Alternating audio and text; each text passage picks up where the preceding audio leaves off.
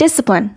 Something that we long for most in our lives, but can never seem to fully find within ourselves. At least, that's what we think. What if I told you you can actually access this ability through the best ways that I learned? And these strategies are not going to give you temporary results. Instead, they will give you long-term success. If that sounds interesting to you, make sure to stick around to the very end. Now, the first way to access your truest discipline is to plan out every day. By doing this small habit every single day, you are able to accomplish your goals more effectively. So for example, if I had a goal to want to run more and get better at running, then I would schedule a workout every single day so I can accomplish that thing.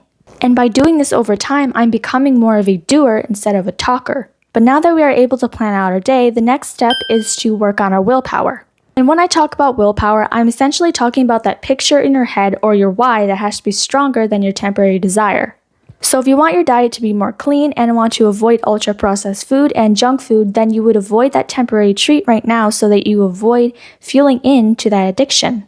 This can actually help you with your self-respect and building self-care because you're essentially setting boundaries around food. While both these tips are super important for building discipline, the last most effective thing that has helped me is reflection.